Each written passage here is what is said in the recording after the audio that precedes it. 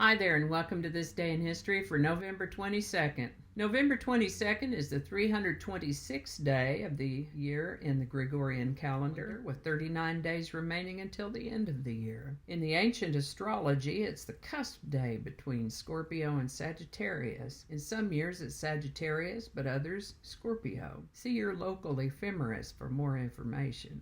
November 22 is also the birthday of my friend June, whose last name or age I won't betray here, but happy birthday, June. And now to history. We're going to start in the year 1718, when the pirate known as Blackbeard was killed off the coast of North Carolina. On November 22, 1783, John Hanson, the first president of the Continental Congress under the Articles of Confederation, died in his home state of Maryland. Hanson is sometimes called the first president of the United States, but this is a misnomer since the presidency did not exist as an executive position separate from Congress until the federal Constitution created the role upon its ratification in 1789. On this day in 1900, the first Mercedes goes for a test drive. First car to be produced under the Mercedes name is taken for its inaugural drive in Cannstatt, Germany. 1942, Soviets encircle Germans at Stalingrad. You'll remember we talked about the Battle of Stalingrad the other day. What an ill-advised idea it was for the Germans to think they could take Russia. I mean, look at a map, for crying out loud. Little bitty Germany over here, great big Russia over here. What in the world could they have been thinking? Talk about hubris. And by now, this time of year, the Russian winter is gearing up. And so it is that on November 22, 1942, a Soviet counteroffensive against the German armies paid off as the Red Army trapped about 250,000 German soldiers south of Kalak on the Don River within Stalingrad. As the Soviets' circle tightened, German General Friedrich Paulus requested permission from Berlin to withdraw. The Germans should have withdrawn, but Hitler wouldn't allow it. He wanted his armies to hold out until they could be reinforced. Good luck with that, man.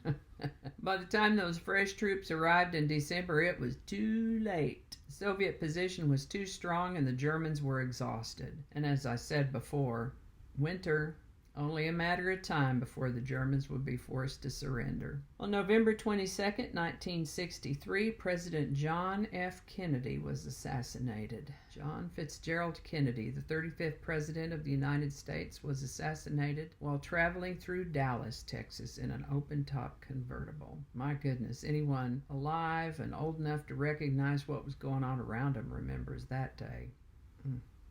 I was sitting in a classroom in New Orleans when the principal came over the intercom and announced it to the whole school.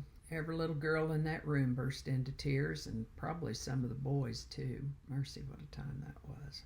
1972, the first B-52 was shot down over North Vietnam. In 1986, Mike Tyson became the youngest heavyweight champ in history.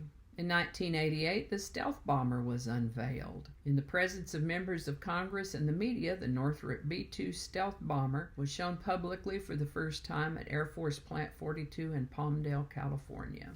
In 1990, Margaret Thatcher resigned, the first woman prime minister in British history, announced her resignation after 11 years in Britain's top office. And in 2005, Angela Merkel became the Chancellor of Germany, also the first woman to hold that position. And I think with that, we're going to wrap it up. As always, links to my research are in the show notes. Give it a like if you enjoyed this video. Consider subscribing if you haven't already, and feel free to share this video. Thanks again, and I'll see you next time. One more time. Annie hears me talking. She's got to come see what's going on. Okay, lay down.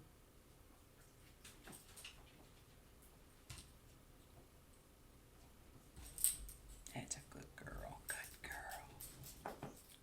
girl. Let's do that one again. Okay, hold still. It's not September. Blah, blah, blah. Coffee mug. It's late enough in the day that we're off coffee and on fizzy water.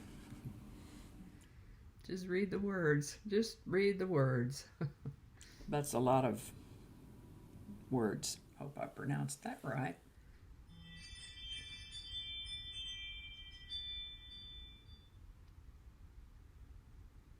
It's either a squirrel or the wind. It's very windy today. Who knows what evil lurks in the hearts of men? She's not a man. Sure would be nice if I could ever read one of these in its entirety without having to start anything over. That would be awesome. I might have to take another look at that. I'm going to have to look at that. This is why I don't do live shows.